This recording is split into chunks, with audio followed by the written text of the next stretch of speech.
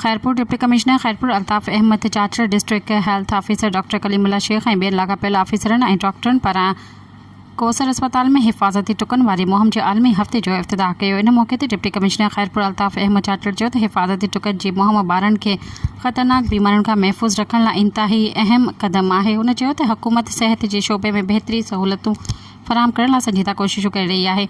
वालिदैन खे घुरिजे त हू पंहिंजे ॿारनि खे हिफ़ाज़ती टुका ज़रूरु लॻाराइनि। हुन वधीक चयो त सेहतमंद मुआशिरो ई तरक़ी याफ़्ता क़ौम जी ज़मानत हूंदो आहे, तंहिं करे हर शहरी खे हिन मुहिम में भरपूर सहकार करणु घुरिजे।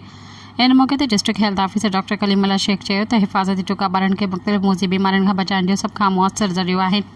हुन चयो त सिहत खातो ज़िले जे हर इलाइक़े ताईं टुकनि जी सहूलत पहुचाइण लाइ सरगर्म आहे। हुन वालिदैन खे अपील कई त हू पंहिंजे ॿारनि खे मुकमल वैक्सीनेशन कराइनि, खेनि महफ़ूज़ मुस्तक़बिल फ़राहम कनि। हुन वधीक चयो त सिहत खाते जी टीमूं ईमानदारी सां पंहिंजी ज़िम्मेवारी खे निभाए रहियूं आहिनि ऐं अवाम जे ताउन सां मुहिम खे कामयाब बणाए वेंदो।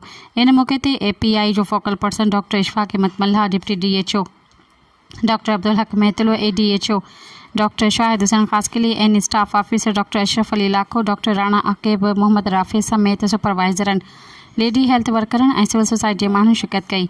सब्सक्राइब कयो अवामी न्यूज़ HD खे ऐं ताज़ा तरीन ख़बरुनि लाइ ॾिसंदा रहो अवामी न्यूज़ HD।